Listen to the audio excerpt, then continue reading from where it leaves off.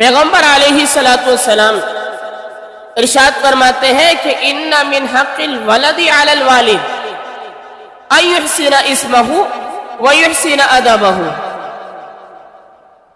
کہ والدین کے اوپر بچوں کے حق یہ ہے کہ ان کا پیدا ہونے کے بعد ان کا اچھا نام رکھا جائے، ویحسن ادبہ، اور ان کی اچھی تربیت کی جائے۔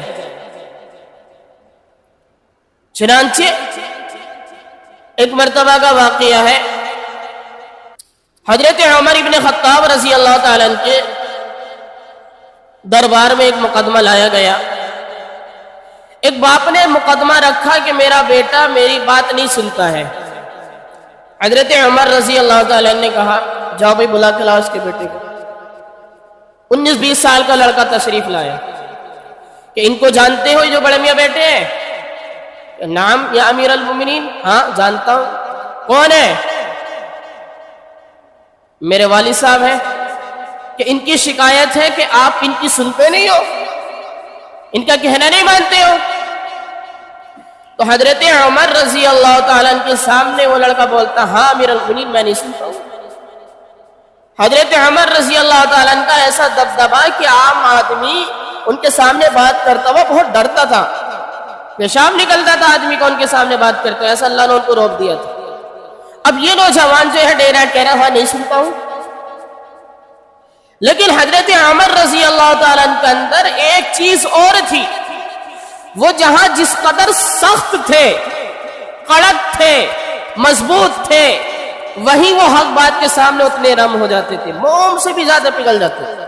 بچے نے کہا 19-20 سال کا ہوشیار بچہ ہوتا ہے، اور عرب کا ان کی آب و ہوا ایسی کہ 6-7 سال کا بچہ اچھا خاصا ہو جاتا ہے۔ تو حضرت امیر المؤمنین رضی اللہ تعالیٰ سے کہا کچھ تو مسئلہ ہے، اچھا کیوں اطاعت نہیں کرتے ہو؟ حضرت نے پوچھا، لڑکے نے کہا کہ امیر المؤمنین یہ بتائیے کیا والدین کا ہی حق ہے ہمارے پر، ہمارے کچھ حق ہے یا نہیں؟ کہ ہاں آپ کے بھی حق ہے۔ کہ کیا حق ہے ذرا وہ بتائے۔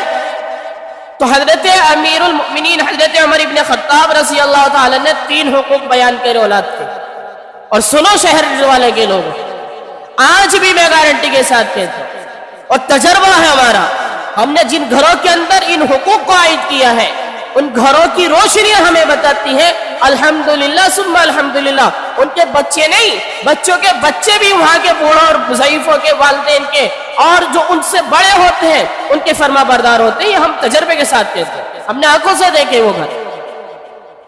حضرت عمر ابن خطاب رضی اللہ تعالیٰ ارشاد فرماتے ہیں کہ سب سے پہلا بچوں کا حق والد کے اوپر یہ ہے کہ جب وہ نکاح کرے تو سب سے زیادہ اس کی ذمہ داری یہ ہے کہ وہ نیک بیوی سے اور دیندار عورت سے شادی کرے، اس لیے کہ جب وہ دیندار عورت سے شادی کر کے آئے گا، اس کے بطن سے جب کوئی بچہ پیدا ہوئے گا، یہ حقوق اور ماں کے تھوڑے اثرات اس بچے کے اندر آتے ہیں۔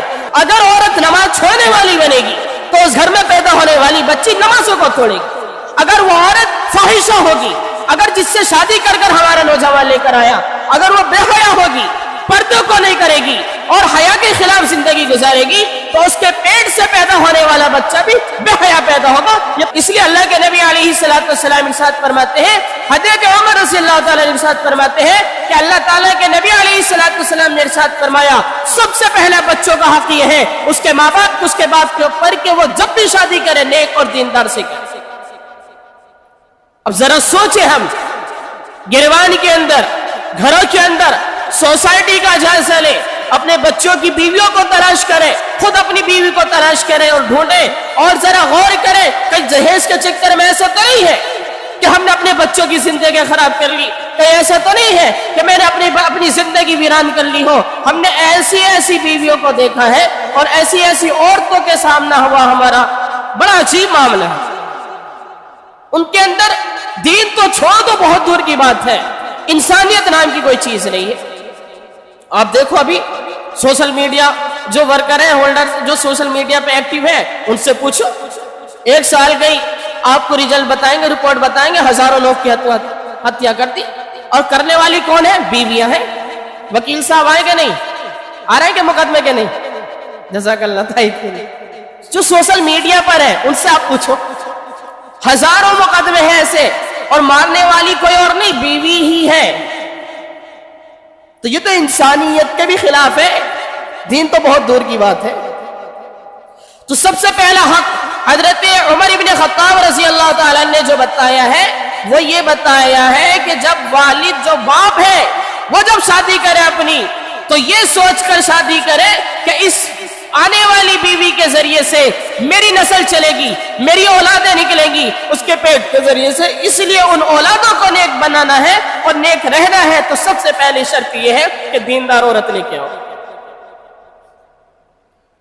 حضرت عمر ابن خطاب رضی اللہ تعالی عنہ ارشاد فرماتے ہیں کہ دوسرا حق اولاد کا ماں باپ کے اوپر یہ ہے ان یحسن اسمہ, کہ اس کا اچھا اور اسلامی نام رکھا جائے.